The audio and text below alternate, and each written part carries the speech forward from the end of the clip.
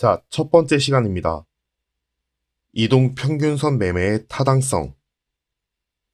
총 세 가지 성격에 대해서 이야기해 보려고 해요. 이평선은 일단 대중적입니다. 그리고 지지와 저항의 근거로 활용하기도 하죠. 마지막으로 후행성이다라는 특징이 있습니다. 이미 여러분들이 다 알고 계시는 이야기들이에요. 그거에 대해서 한번 같이 이야기해 보려고 합니다. 이 매매 이론은 이동 평균선이 시장 참여자들에게 갖는 의미가 기본 바탕이기 때문에 이에 대응하는 성격을 분명히 숙지하셔야 합니다. 첫 번째로 이동평균선은 보조지표 중에서도 매우 대중적인 성격을 가지고 있습니다. 여러분들에게 시장을 대표하는 보조지표 세 가지를 뽑아보라고 한다면 이동평균선이 포함되지 않을 가능성은 극히 적을 것이고 그만큼 보편화된 보조지표라 말할 수 있습니다. 거의 모든 HTS 상에서 가장 기본적으로 세팅되어 있고 다른 보조지표와도 함께 많이 사용되고 있으며 대부분의 책에서 캔들 패턴을 제시하고 나면 그 다음 과정으로 기술적 분석에 필요한 이동평균선을 설명합니다. 그 이유는 가격이 만들어 놓은 캔들에서 높고 낮음을 구분하고 나면 그 다음에 파악할 수 있는 것으로 그럼 평균은 어떠한가? 그리고 이전 평균과 비교하면 어떤 모습인가? 이런 질문의 등장이 매우 자연스러운 것이기 때문입니다. 우리는 평균을 두고 자신의 행동에 대한 가치를 측정하려는 습관이 있습니다.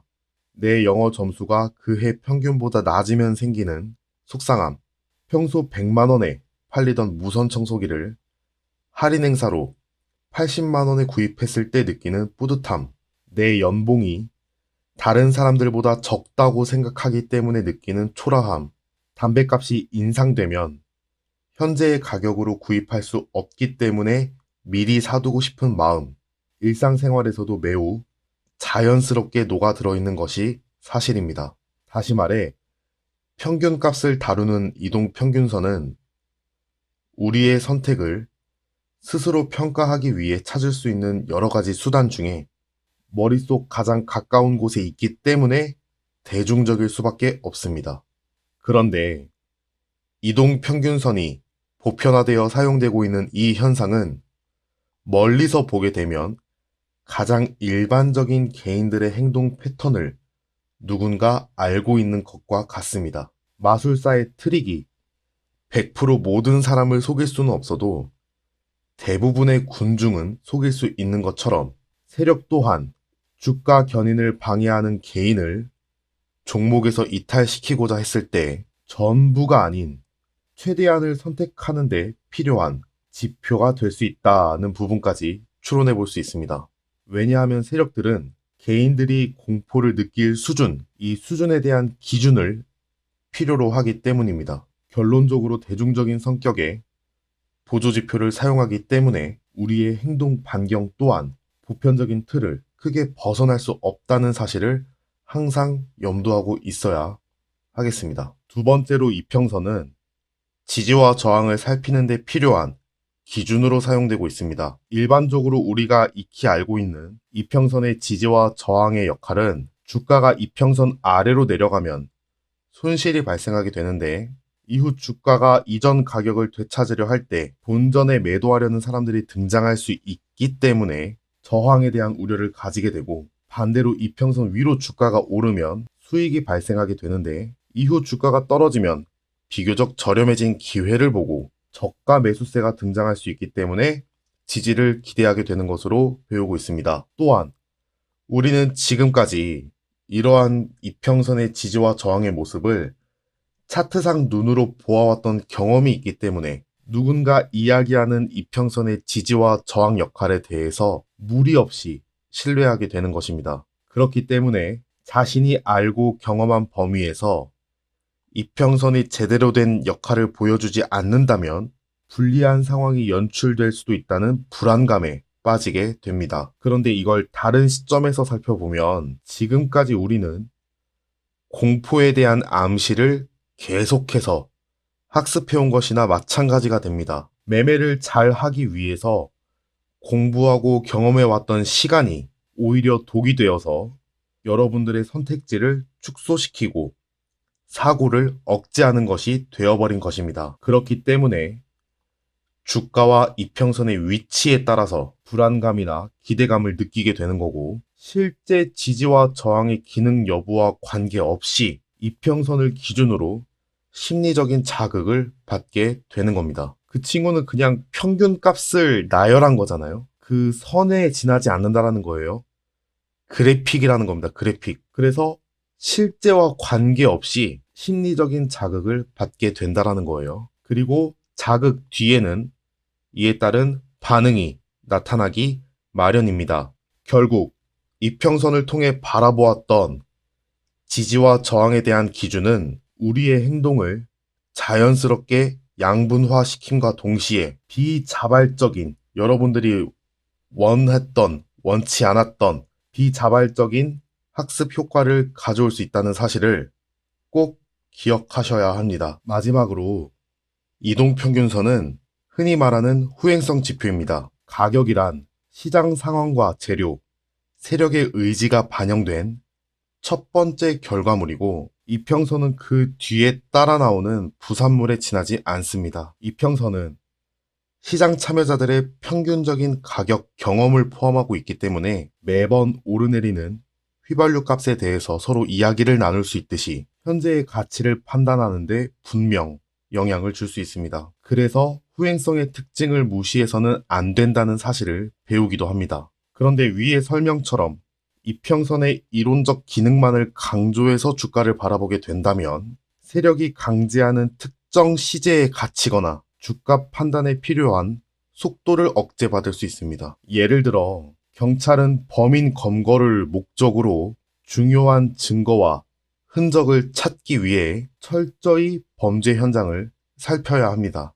하지만 너무 신중한 나머지 수사에 혼선을 주기 위해 범인이 의도적으로 남겨놓은 가짜 증거를 간파하지 못한다면 올바른 결론을 도출해내지 못하는 것은 당연하게 되고, 범인이 남겨놓은 과거에 남아서 시간을 허비하게 됩니다. 그 사이에 범인은 더 완벽한 도주나 추가적인 범행을 시도할 수 있습니다. 이와 비슷하게 수익에 목마른 개인 투자자 대부분은 보조지표가 가진 기능에 희망이라는 집착을 투영해서 해석합니다. 그래서 지연 시간이 발생하게 되고 이를 인지하는 것을 매우 어려워합니다. 게다가 그 집착의 시간이 모여서 만들어진 것이 종목에 대한 자신의 기대감이며 그 기대감이 가리키는 가격에 투자하고 있다는 사실은 더욱 알기 어려워합니다.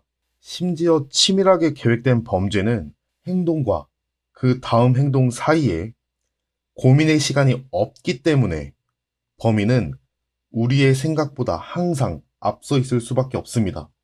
그럼에도 불구하고 이를 뒤쫓아가기 때문에 대부분의 개인이 손실을 피할 수 없는 것입니다. 여기서 주목해야 할 것은 이러한 개인이 존재해야만 우리가 수익을 낼 수 있다는 안타까운 현실입니다. 주식은 세력과 개인의 대결 구도처럼 필드에서 이야기하지만 그것은 사실이 아닙니다. 나와 나 자신을 제외한 모든 개인, 그리고 세력과 싸우는 3파전이라 보는 게 옳습니다. 선두에서 이평선을 어디로 이끌어 갈지 결정할 수 있는 세력과 그렇게 만들어진 이평선을 가지고 판단하는 개인들을 동시에 바라볼 수 있는 시점을 얻기 위해 이평선을 다루는 것이 후행성 보조지표를 사용하는 가장 현명한 모습입니다. 여기까지가 제가 생각하는 가장 실전에 가까운 이평선에 대한 기본 개념이자 제가 다루는 모든 매매에 대한 밑그림입니다. 시장에는 수많은 지지선이 있습니다. 아무리 훌륭한 기술적 분석에 근거한 지지선이라 할지라도 사용자가 그 가격에 대한 충분한 믿음을 갖지 못했다면 결코 매매할 수 없습니다.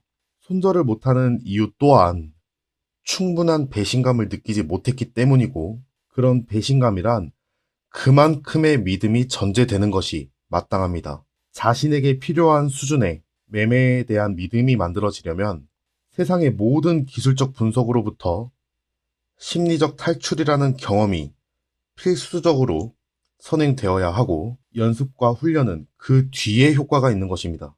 이동평균선 매매 이론은 그 한 가지 예시로서 큰 의미가 있습니다. 지금까지의 모든 내용은 개인적으로 신뢰하는 시장의 모습 중의 일부입니다. 사실과 결과에 관계없이 제가 자신감을 가지고 매수하거나 손절할 수 있게 만드는 원동력입니다. 근데 제가 믿는 것이라 해서 여러분들이 믿을 필요는 전혀 없습니다. 주식시장에서는 여러분들 자신만 믿으시면 됩니다. 다만 여러분들이 스스로가 굳게 믿을 수 있는 다른 지지선을 찾아 나가는 데 필요한 좋은 동기가 되기를 바랄 뿐입니다. 앞으로 있을 모든 이야기도 다 마찬가지예요. 다른 매매 이론을 또 이야기해드린다 할지라도 전부 다 마찬가지라는 겁니다. 간단하게 이야기를 준비했는데 이걸 읽어드리고 마치도록 하겠습니다. 느림보 거북이가 잔꾀가 많고 빠른 속도를 가진 토끼랑 달리기 시합을 해서 이길 방법은 존재하지 않습니다. 시간이 걸리더라도 천천히 가면 되겠지 라고 생각하면 결승선은 통과하겠지만 토끼에게 졌다는 사실은 절대 변하지 않습니다. 그런데 거북이가 출발을 하지 않는다면 시합 자체가 성립되지 않습니다. 그러다 간혹 어떤 토끼는 왜 안 따라올까 하면서 다시 출발선으로 올지도 모릅니다. 그때 꿀밤 한 대 정도는 때려볼 수 있는 기회가 생깁니다. 물론 그 토끼에게도 질 수밖에 없지만 그 토끼는 거북이에게 맞았던 기억은 잠시나마 남아있을 것이고 거북이는 한 대 맞아줄 다른 토끼를 기다리며 그냥 지는 경기는 안 할 수 있게 됩니다. 제가 생각하는 주식시장이 이런 모습이에요. 그러니까 누군가가 출발 신호를 탕 울려주면은 마치 출발을 해야 되는 것처럼 느낀단 말이죠. 근데 그럴 필요가 없다라는 거예요. 내가 아예 출발을 하지 않으면은 그 시합 자체가 이제 거기다가 어떤 기준, 시합 규정 이런 것들을 들이밀기 시작하면은 그때부터는 할 말이 없죠. 출발을 안 했기 때문에 그냥 자연스럽게 기권이 된다든가 그런 규정을 들이밀면은 더 이상 할 말은 없습니다. 하지만 주식시장은 그렇지 않잖아요. 세력들과 다른 개인들이 치고받고 싸우는 곳에 여러분들이 그냥 출발을 안 하고 기다리고 있으면 그 시합 자체가 성립되지가 않아요. 여러분들 빼고 시작하게 되는 경기라 이겁니다. 그러면 약간 멀리서 보게 돼요. 이게 제가 생각하는 매매 이론이라는 거예요. 매매 기법은 존재할 수 없어요. 제가 계산기 두들겨서 계산하고 가격 찾고 이런 것들이 기법처럼 보일 수도 있겠지만 전혀 그렇지가 않아요. 지금 제가 말씀드린 이 내용들을 가지고 그냥 시장을 보고 있는 것 뿐입니다. 저는 그게 제일 매매 기법과 가깝다고 생각해요. 기법이 될 수는 없지만.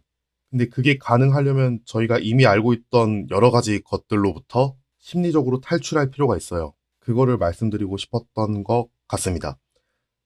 자, 다음 영상부터는 이제 실제로 매매 이런 것들을 어떻게 적용을 하는지 그 이야기들을 또 드려보도록 하겠습니다. 어쨌든 찾아와 주셔서 감사드리고요.